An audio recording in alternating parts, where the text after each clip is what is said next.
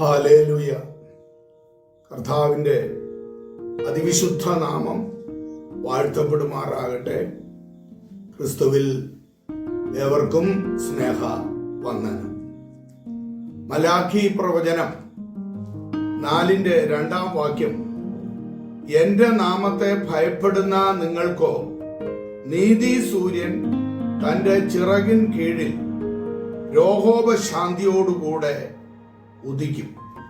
നിങ്ങളും പുറപ്പെട്ട് തൊഴുത്തിൽ നിന്ന് വരുന്ന പശുക്കിടാക്കളെ പോലെ തുള്ളിച്ചാടും. ഇവിടെ നമുക്ക് കാണുവാനായിട്ട് സാധിക്കുന്നത് യേശു കർത്താവിന്റെ മടങ്ങി വരവിൽ സംഭവിക്കുന്ന അനുഭവത്തെ കുറിച്ച് പ്രവചനാത്മാവിൽ പറഞ്ഞിരിക്കുകയാണ്. അടുത്ത വാക്യത്തിൽ, ഞാൻ ഉണ്ടാക്കുവാനുള്ള ദിവസത്തിൽ ദുഷ്ടന്മാർ നിങ്ങളുടെ കാൽ കീഴിൽ വെണ്ണീർ ആയിരിക്കൊണ്ട് നിങ്ങൾ അവരെ ചവിട്ടിക്കളയും. അഥവാ ഞാൻ ഉണ്ടാക്കുവാനുള്ള ആ ദിവസം എന്നതിനെ കുറിച്ച് അവിടെ എടുത്ത് പറയുകയാണ്. അവിടെ നമുക്ക് കാണുവാൻ കഴിയുന്നത് അഴിമതി രഹിതമായ ഒരു നല്ല ഭരണത്തെ കുറിച്ചാണല്ലോ ഇവിടെ കാണുവാൻ സാധിക്കുന്നത്. കാരണം യേശു കർത്താവിനെ കുറിച്ച് അവിടെ വിശേഷിപ്പിച്ചിരിക്കുന്നത് നീതി സൂര്യൻ എന്നാണ്. നാം ഇവിടെ പ്രകൃതിയിൽ നമ്മുടെ സൗരയൂഥത്തെ കുറിച്ച് ചിന്തിക്കുമ്പോൾ അതിൻ്റെ വാസം ഏതാണ്ട് 1000 കോടി കിലോമീറ്റർ ആണ് എന്ന് നമുക്ക് കാണുവാനായിട്ട് കഴിയും. അതേപോലെ ക്ഷീരപഥം എന്നറിയപ്പെടുന്ന താര സമൂഹത്തില് ഏതാണ്ട് 4 ലക്ഷം കോടി നക്ഷത്രങ്ങളാണ് ഉള്ളത് എന്നും നമ്മെ സയൻസ് പഠിപ്പിക്കുന്നുണ്ട്. ഓരോ നക്ഷത്രവും അതിനെ വലം വയ്ക്കുന്ന ഗ്രഹസമൂഹങ്ങളോടുകൂടിയ ഓരോ സൂര്യൻ തന്നെയാണ് എന്നതാണ് യാഥാർത്ഥ്യം. സൂര്യൻ ഭൂമിയിൽ നിന്ന് ഏതാണ്ട് 14 കോടി കിലോമീറ്റർ അകലെയാണ് അത് സ്ഥിതി ചെയ്യുന്നത്. അതിന് 13,84,640 കിലോമീറ്റർ വ്യാസവും അതേപോലെ 13,860 ലക്ഷം ടൺ ഭാരവുമാണ് അതിനുള്ളത് എന്ന് നമുക്ക് സയൻസ് വെളിപ്പെടുത്തി തരുന്നുണ്ട്. മറ്റ് നക്ഷത്രങ്ങളുമായി നോക്കുമ്പോൾ അത് വെറും ഒരു കുള്ളൻ നക്ഷത്രം മാത്രമാണ്. സ്വസ്ഥാനത്ത് ഇളകാതെ നിൽക്കുന്ന മറ്റ് നക്ഷത്രങ്ങളെ പോലെയും ഗോളങ്ങളെ പോലെയും ഇതും ഒരു കാന്തം പോലെ വർദ്ധിക്കുന്നതായിട്ടാണ് നമുക്ക് മനസ്സിലാക്കുവാനായിട്ട് സാധിക്കുന്നത്. നവഗ്രഹങ്ങളുള്ള നമ്മുടെ സൗരയൂഥത്തിന്റെയും 31 ഉപഗ്രഹങ്ങളുടെയും എണ്ണമില്ലാത്ത ചെറുഗ്രഹങ്ങളുടെയും ഉൽക്കകളുടെയും കേന്ദ്രമാണ് അതെന്ന് നമുക്ക് കാണുവാനായിട്ട് കഴിയും.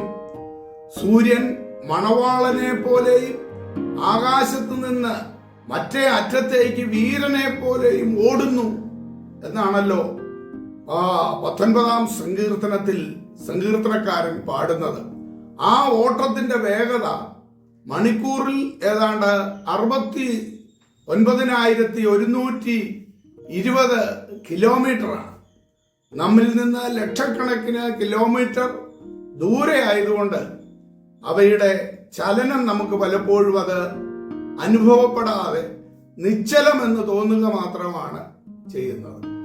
ഇത് നമ്മുടെ അക്ഷരീക സൂര്യനെ കുറിച്ചും അല്ലെങ്കിൽ സൗരയൂഥത്തെ കുറിച്ചുമൊക്കെ നമുക്ക് ചിന്തിക്കുമ്പോൾ കാണുവാനായിട്ട് കഴിയുന്നതാണ്.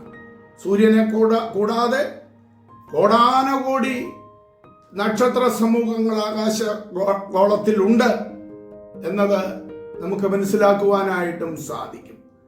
അങ്ങനെയെങ്കിൽ ഈ ഭൗതിക സൂര്യനെയും നക്ഷത്ര മണ്ഡലങ്ങളെയും സൃഷ്ടിച്ചവനായ നീതി സൂര്യൻ അഥവാ നമ്മുടെ കർത്താവായ യേശു ക്രിസ്തു, ആ നീതി സൂര്യന്റെ കാന്തിക വലയത്തിലാണ് നാം ആയിരിക്കുന്നത് എങ്കിൽ, പ്രിയ ദൈവത്തിന്റെ മക്കളെ, നമുക്ക് എന്മാത്രം ദൈവകൃപയും ശക്തിയും ആ നീതി സൂര്യനിൽ നിന്ന് പകരപ്പെടുന്നു എന്നത് നാം ഓർത്തിരിക്കേണ്ടത് ആവശ്യമാണ്. ഇന്ന് പലപ്പോഴും മനുഷ്യൻ ആ കാന്തിക വലയത്തിൽ പുറത്ത് ആയി പോകുന്നത് കൊണ്ടാണ് അവനെ മറ്റു പ്രകൃതി ശക്തികളോ അല്ലെങ്കിൽ രോഗങ്ങളോ അല്ലെങ്കിൽ പൈശാചിക ശക്തികളോ ഇതെല്ലാം അവനെ കീഴടക്കുന്നതിന്റെ പ്രധാന കാരണം എന്താണ് എന്ന് ചോദിച്ചു കഴിഞ്ഞാൽ, ഈ നീതി സൂര്യനോട് ഒത്തു വസിക്കുവാൻ സൃഷ്ടിക്കപ്പെട്ട മനുഷ്യൻ ഏതേനിൽ തന്നെ ആ കാന്തിക വലയത്തിൽ നിന്ന് അവൻ പുറത്താകുവാനായിട്ട് പാപം അവിടെ പ്രവേശിച്ചതോടുകൂടെ സംഭവിക്കാനായിട്ട് ഇടയായി തീർന്നു. ഇന്നും പാപം അത് അനേകരെ കാർന്ന് തിന്നുകൊണ്ടിരിക്കുകയാണ്. പ്രിയമുള്ളവരെ, കൃപയാൽ ഈ 2026 ഏതാണ്ട് 6 മാസങ്ങൾ പകുതിയോളം ഈ വർഷവും കടന്നുപോയി. സംഭവബഹുലമായ ദിവസങ്ങൾ പലത് കടന്നു പോകുവാനായിട്ട് ഇടയായി തീർന്നു. ഇനി എന്താണ് ഓരോ ദിവസവും സംഭവിക്കുന്നത് എന്ന് നമുക്ക് ആർക്കും പ്രവചിക്കുവാനായിട്ട് സാധ്യമല്ല.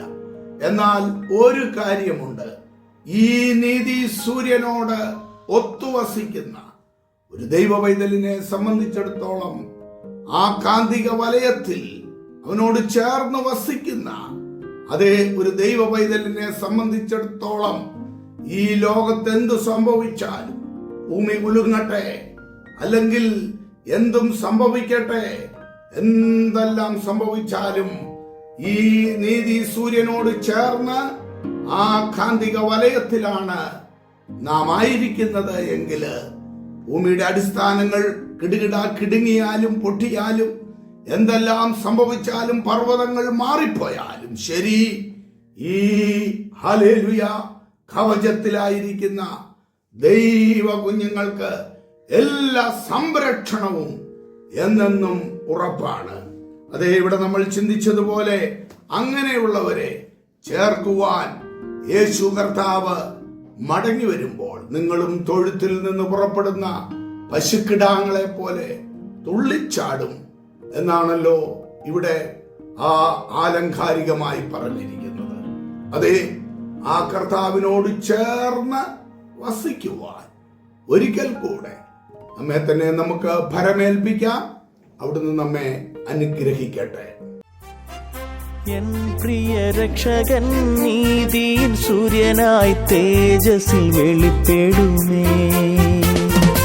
എൻ പ്രിയ രക്ഷകൻ നീതിയിൽ സൂര്യനായി തേജസ്സിൽ വെളിപ്പെടുമേ.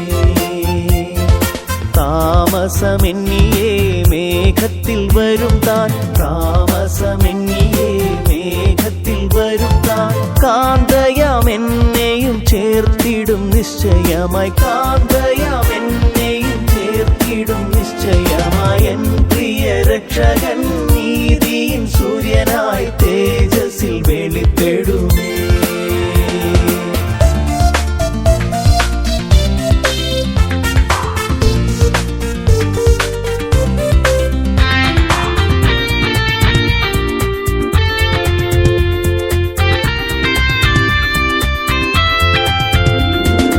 യെരൂശലേമിൻ തെരുവിലൂടെ ക്രൂശുമരം ചുമന്നു കാൽവരിയിൽ നടന്നു പോയവൻ. യെരൂശലേമിൻ തെരുവിലൂടെ ക്രൂശുമരം ചുമന്നു കാൽവരിയിൽ നടന്നു പോയവൻ.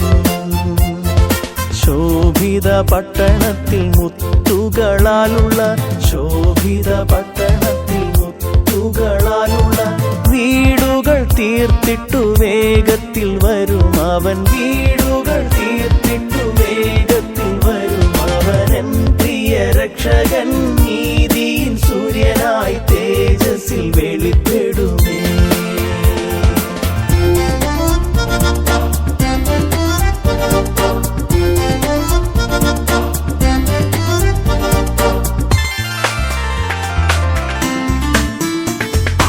ആനന്ദപുരത്തിലെ വാസം ഞാൻ ഓർക്കുമ്പോൾ ഇഹത്തിലെ കഷ്ടം സാരമോ.